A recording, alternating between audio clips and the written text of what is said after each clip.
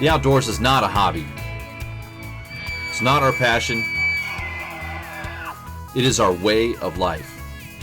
We can make the perfect cast, slow our breathing to execute a perfect shot, spend hours researching locations and techniques. Regardless of effort, we fail. This series is not about incredible bites. It's not about trophy animals. Our goal here at Day One Outdoors is to educate our viewers utilizing new technology to offer a different perspective. Watch as we research new areas, plan out the day, and adjust to changing conditions. If it were not for other experienced outdoorsmen teaching me along the way, I wouldn't have this life. I owe it to them to pass this knowledge along. I owe it to you. Join us here on Day One Outdoors, and let's learn how to become more successful in the field and on the water from day one.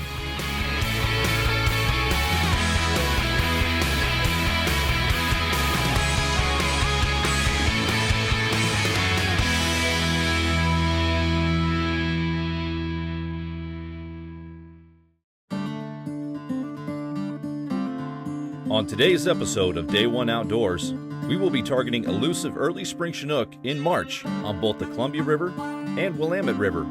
Springers are known for taking upwards of 100 rod hours per angler before a keeper is even brought home. Add in intense competition from other anglers, sea lions, and unpredictable weather, one begins to understand why their value is so high. Join us as we break down the water conditions, explain the various techniques used, and develop a pattern to be successful targeting salmon in the Pacific Northwest.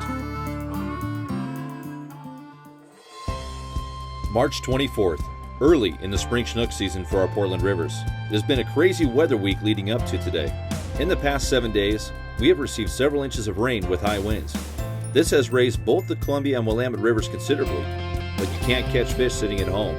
And when you have a day off, conditions are irrelevant. We asked Jack and Brandon Glass from Team Hookup to join us today in hopes of compiling as much knowledge as possible to battle these difficult conditions and offer a better understanding on how to research and develop a plan for your next opportunity to get out on the water. Here's what we're up against today. The Columbia River is dropping steadily with a height of 6.5 at the Vancouver gauge and is off color with only 2 feet of visibility. High tide today is at 12:15 p.m. at the I-5 bridge.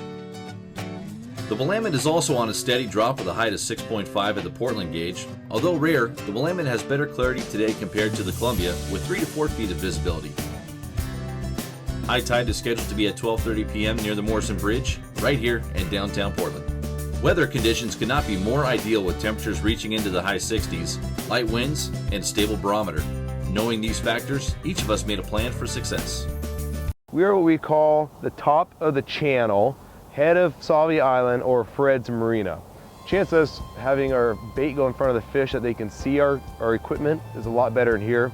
So our chance of getting more bites are better in the Willamette right now. What we're going to do today, guys, we're going to troll herring. We're going to use Lamaglass rods. These are some of my favorites for fishing with herring. We're going to be using a line counter reel, using 30-pound mono. Okay, I like the mono because it's got some stretch. So when these fish are biting on your bait, that stretch in that mono allows them to really chew on it by feeling the resistance. Now with the gear, I got it tied onto the slider, okay, to your dropper, and you can use anywhere from 6 to 8 ounces of lead out here. Works pretty good. Behind that, I got a leader to a flasher. There's a lot of flashes out here in the market. This happens to be a Yakima bait flasher. I like pinks a lot and chartreuse, so we'll be using those today. Behind that, I got a leader to a double hook rig. It's called a mooching rig. I got 2 number 3/0 hooks on here, okay, tied in tandem with barbless hooks. As a 2013 in the Columbia and the Willamette, you have to have barbless hooks. Okay, next we'll talk about cutting our herring. Now this, of course, has an angle cut on this. When I put my hooks in here, it's going to allow it to spin, just like a corkscrew through the water. Take our mooching rig, take the back hook, go through the belly, pull it through, take my lead hook, go through the belly, and come right up the top of the back. just like that.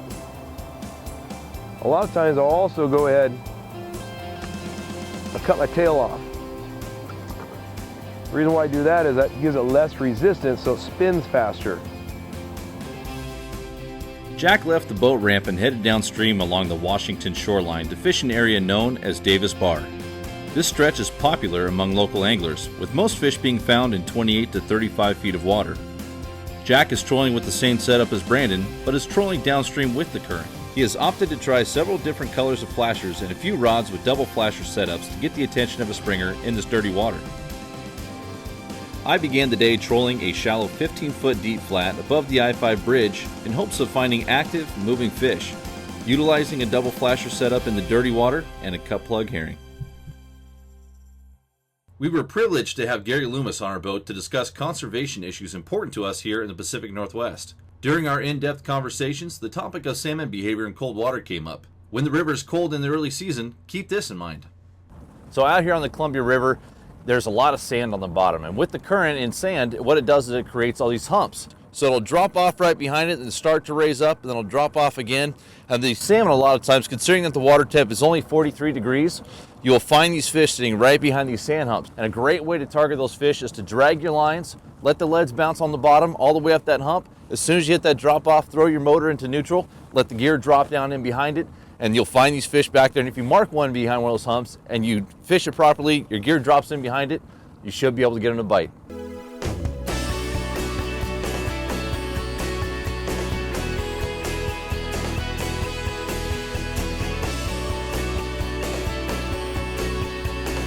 Our plans are in place with each of us fishing different areas and structure.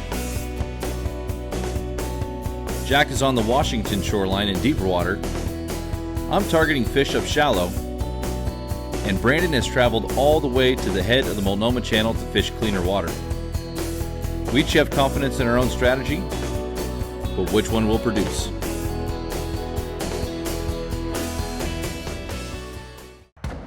Fishfield is your one-stop shop online for the gear you need here in the Pacific Northwest and beyond. From salmon and steelhead, saltwater, trout and kokanee, even crabbing. Visit fishfield.com today to place an order with no sales tax and have the gear you need shipped fast. Fishfield.com, we have what the Northwest outdoorsman needs. Every once in a while, a new lure comes along that catches every angler's attention. It could be because of all the irresistible colors and finishes, or the patented skip beat action. Or maybe it's the wide variety of sizes designed for salmon, trout, walleye, steelhead, mackinaw, and more. But just for the record, we know one thing for certain. We didn't design the maglip to catch fishermen. Yakima Bait Company. Hello everyone, we hope that you're enjoying our premiere episode and are looking forward to the rest of the show. Day One Outdoors was created with education in mind, and with advances in technology, we're better equipped to do so. Each of our episodes will include the utilization of the Mondo Pad to get a bit more in depth, break down techniques, locations, gear, and equipment. For today's show, we'll be using aerial footage from our UAV to break down a popular section of the Willamette River known as Fred's Marina. This area is located at the top of Savi's Island and is where the Willamette River splits into the main stem and Multnomah Channel. This section of river is popular because it combines both stretches and causes Spring Chinook to slow their upstream movement. And we're going to be talking about how to break this section of river down. This can be a little bit complicated just because of the different depths that you're going to come across. So let's start out with the top of the channel itself. And this section right here, you're going to find a nice big punch bowl, about 30 feet of water. And then over on the main stem Willamette, you're going to find a really big channel. And in that section, it's going to be about 40 feet of water. Now you see most of the boats are congregated right here in this section. That is because from this piling at the very top, over to about even with this dolphin, all the way back over here to the top end of this piling row, and back up, that section right there is about 15 to 20 feet of water. And the reason why most anglers are fishing in that 15 to 20 foot of water is because it concentrates the fish. As these fish are moving upstream, they're going to be moving up the Multnomah Channel and up the Willamette River in that deeper water. And as they hit this shallow water, that 15 to 20 foot, what it does is it condenses them. you're taking the same number of fish and putting it in less water, and that gives you a better opportunity to put your bait or lure in front of these fish. Go to our whiteboard here on the Mondo pad. We're again in 15 foot of water up on that shelf at the top of Monoma Channel, and we have our lines fishing different depths. Now, yes, the Willamette River is affected by tide, and that's a very important factor to keep in consideration. When it is incoming tide and high slack tide, these fish will suspend up in the water column, and you're going to find them a little bit shallower, in that 7 foot of water down to about 12 feet of water. As the tide starts to turn and run out, especially if there's higher flows, these fish will suck down towards the bottom, and you're going to find them tight to the deck. Now, most guys are going to be out there fishing a couple of different rods, and when you're fishing in this section, you do want to stagger your lines. Here's why.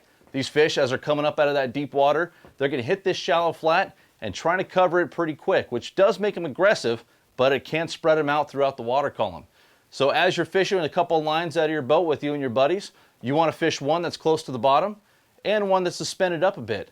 Pay really close attention to your electronics, and if you start marking more fish in the middle of the water column, start to short stack them. You want to be at about the same depth as these fish, or just a touch higher. And what that will do is it makes sure that it puts your bait or lure in front of these fish. Again, salmon can see up, they can't see down. So if you're fishing down here, and these fish are suspended up, you won't be able to get your bait or lure in front of those fish. Then as the tide starts to turn, you mark some more fish down low. They're coming tighter to the deck. You're paying attention to your electronics. You're marking more fish right there within a foot or two of the bottom. You are going to want to drop your lines, all of them, down right onto the bottom. Get them down there. Only within about a crank or two off the bottom. And if you do that, I can guarantee you'll get your lures in front of more fish and have more success targeting fish right here at Fred's Marina in that 15 to 20 foot flat.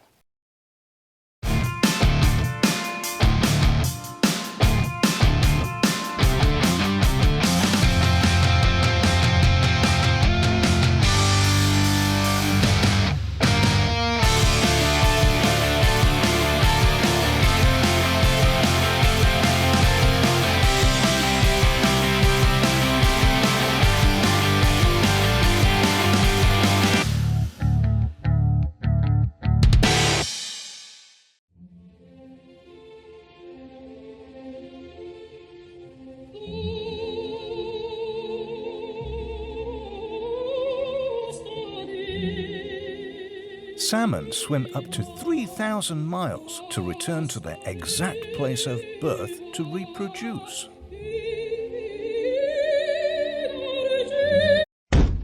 Well, most of the time.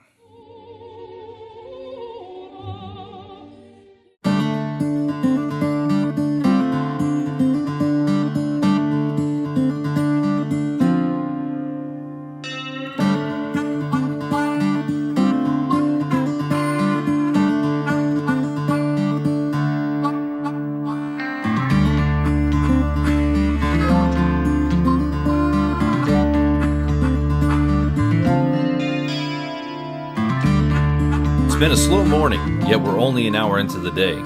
We know our tactics are effective, and it's only a matter of time before we find a biter. Then again, we've seen very few fish in the graph, and our confidence is beginning to drop, but that's all about to change. Oh, that's a bite. Wait. Okay, pick it up. There we go, fish on, guys. Okay, guys, reel up. Yep.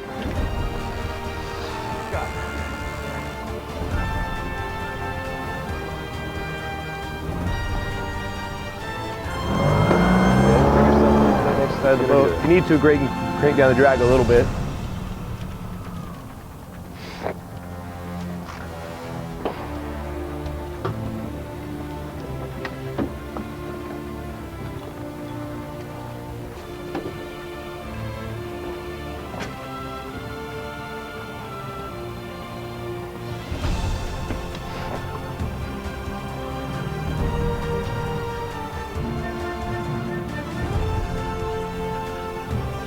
Woo!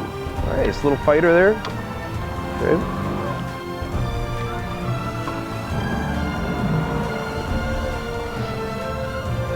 Keep good pressure on it. Doing good there, Greg. Nice fish. Doing good there, bud. Okay, bring on back to the right now. There you go. Lift. Perfect. Looking good.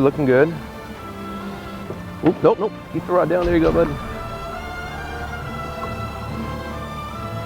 Hey, lift all the way up there, bud. Oh. There we go. Woo! Nice. Hey, hey. All right, here we go. There's our first springer of the day. Let's take a look. And it's a hatchery. Yeah. All right. Come on, buddy. All right, so we're gonna get a nice close-up here. I'm gonna show you. Oh man, that smells so good.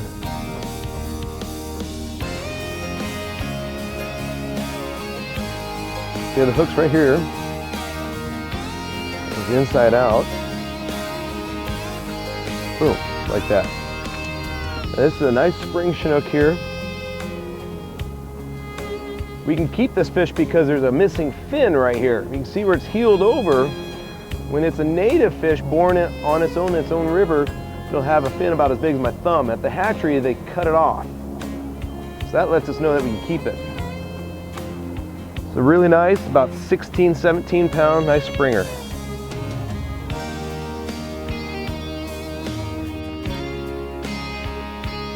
Brandon has just helped Jack and I determine where to find these fish today, and it seems like the Willamette is the place to be. Columbia's kind of slow, so let's run down and go up into the Willamette River and give a try there. There's been some fish caught over there the last couple days. Let's take a run over there, take a look.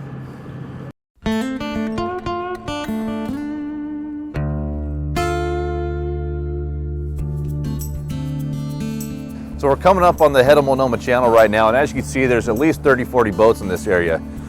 A lot of times you can actually use these boats to help you find out where the fish are. Pay attention where the other guys are happening to be catching fish.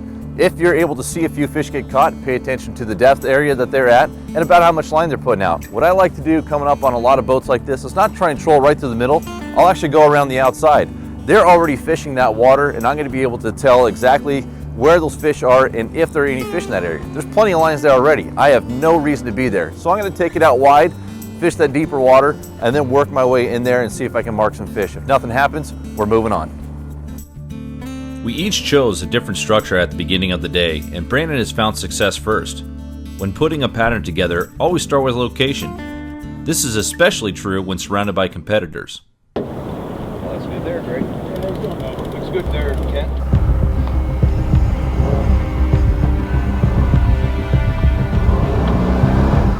Here, I'll go this way.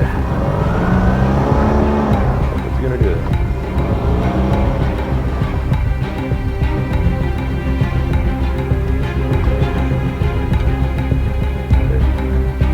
Don't say that. Oh, he's a nice one. Thumb off there. He's Thumb a off good there. fighter.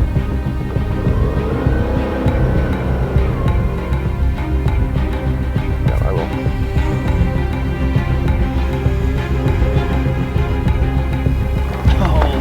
Splashing.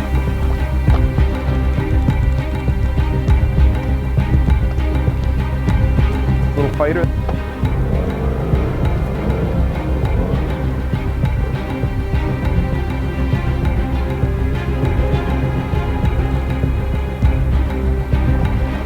Woo! Do you think he swallowed both hooks, Brandon?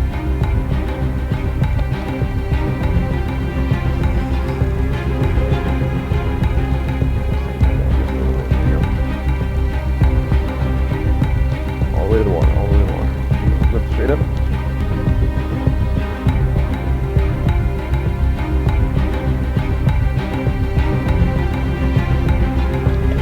Hard to see in the water, it's color.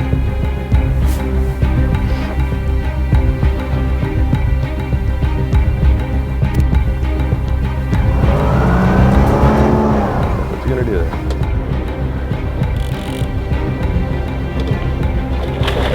Nice little fighter there. It's aggressive, huh?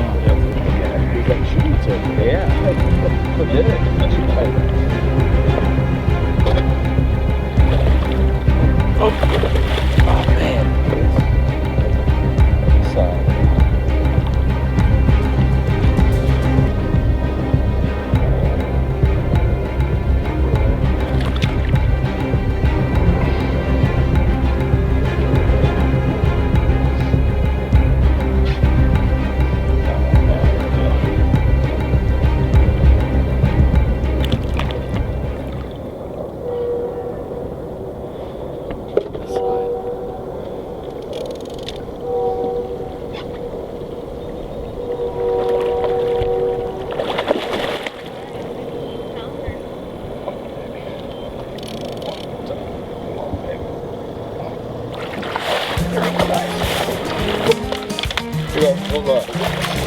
Alright.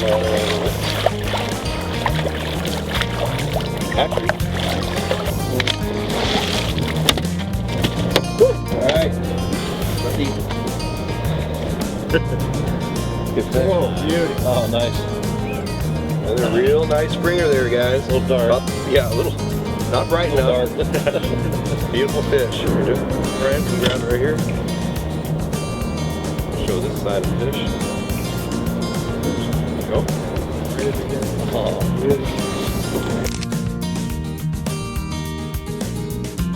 Jack and I covered water from the 205 bridge on the Columbia, downstream to the mouth of the Willamette, all the way up to Oregon City Falls with no bites. Today was tough fishing. However, Brandon showed us all that even on slow days, there's always hope for success. So we just wrapped up our day here today on the Columbia and Willamette Rivers, and we had the opportunity to fish with two other guys to really help us break down what worked and why. So today we fished with Brandon Glass, Jack Glass from Team Hookup, and today, man, Brandon, you were the hot boat, man. You ended up with 2 fish. You know, well, sometimes you just get lucky, Cody. Sometimes be in the right place, the right time, literally. There's no rhyme or reason why we got bit. You said that good bait was important. Now, what constitutes good bait? You know, with the water conditions we have today, as we noticed in the Columbia, it's a little bit off color. The Willamette's a lot cleaner, but it's still not like that really nice clear water. It's good turbidity. It's like 6.5 on the turbidity level. But having a good brine that keeps your bait well and a little bit of scent on it, that's going to really help your chance of getting a bite when you got all those other baits around in the water as well. Absolutely. So Jack, where did you start out today? I did the same thing, Columbia River Troll down through I-5. I marked a couple of fish, not very many, and I did want to head across. So I went to the Willamette, same area, same deal, 60 boats trolling in one area, and there was probably 6 fish, and they got 2 of them. So, you know, it's being the right place, right time, and good bait is critical, obviously. No, for sure. Now, when you guys run your setup with clients, and we're typically as guides, we're out here running anywhere from 4 to 6 rods a day. Do you stagger your lines, especially in shallow water where you caught those fish, or when you're in shallow water, do you put them all about the same level on your line counters, or how do you guys run it? Brandon, go ahead. You know, today I noticed most of the fish today were about 15 to 16 feet on the depth finder. I mean, really, I didn't see anything over about 18. I didn't see anything really less than about 8. You know, I saw maybe a steelhead or 2 about 10 feet. So I set everything at 16, 18, and 20. So I could be in that water column right at that 15 to 16 foot. So basically, you just bracketed your lines around where you're marking the fish. And did the 2 fish that you got today, were they both at the same depth on the counter? They were not. One was at 16, one was at 18. But I mean, 2 feet is pretty close. Yeah, they're right on top. You know, and both of them were going into the current. Okay. So we're going upstream. So we had some good scope to the line. So it's probably about 14 to 15 feet down. Gotcha. With 8 ounces of lead. Yep. Now, what about you, Jack? Do you stagger your lines as well, and even in shallow water? Absolutely, you know, but in the Columbia River, when the Columbia's running really hard, we fish pretty close to the bottom. I think it drives those fish close to the bottom, especially on your outgo tides. So, Brandon, at this point, what would you do differently? I think I should have went more flashier flashers. My 2 very flashy flashers got the bites. I got one with some beads and a blade, and then the other one was without. So, but one was on a green herring. Okay, I dyed half my bait, searchers, the other one blue. You know, is there really anything better I could have done today? Yeah, probably, but in these circumstances we have with all the boats around, we did pretty good. Really. Well, and the fact that only a half dozen fish were caught and you got 2 of them, that's a difficult question for you to answer because you ended up catching fish. Well, Jack, let's talk. You and I both got blanked today, and I didn't even get a bite. Did you end up getting any grabs at all? We didn't have any grabs either, but myself, I wish I would have spent more time down lower in the channel. Because I did go down there after a while, you know, after noon, after I waited till the high tide, fished through the tide in that same area. Then I went down below, and for the number of boats down there were a few fish caught. I would say a fish every other boat, pretty good percentages. So I wish I'd have spent my day down there. If I were to go back in tomorrow, that's where I would head to, and not fight the crowd of people. A lot less boats, more room, less bait, less stuff going through the water. Sure. So you can have a better opportunity at those few fish that are in there. Absolutely, better averages. And, you know, for myself, I ran double flashers a lot, and I thought with this murkier water that double flashers would have been good. And looking back on it, I still feel that was the right decision. But this sun got really high, and I really should have switched away from my UV stuff, went to single flashers, maybe a little bit more of a matte finish. I would have felt a little bit more confident doing that. And looking back on it, I would not have made that first pass here on the Columbia River. I would have jetted straight up. We've heard reports the last couple of days that the head of Multnomah Channel has been where the bite's at. I was stubborn and said, you know, I-5 always holds fish. They got to be here, and they just weren't. And that put us an hour behind, and that's when you got into a couple fish. And it's going to get a lot better coming up. This is early in the season. It just started this week. For March 24th. So we got some really good opportunity coming ahead. Yeah, we do. Yep. Well, Next gentlemen, few weeks. I really want to thank you both for coming out here. So, Brandon, Hey, thanks, buddy. Thank you, Cody. Cody, Mr. Glass, thanks for thank the you very invite. much, Jack. You bet. Glad to Pleasure. be here. I'm really looking forward to getting out there and fishing with you guys some more. All right. Folks, I hope you enjoyed this episode here at Day One Outdoors. We had a great time out here with Jack and Brandon from Team Hookup. We'll see you next week.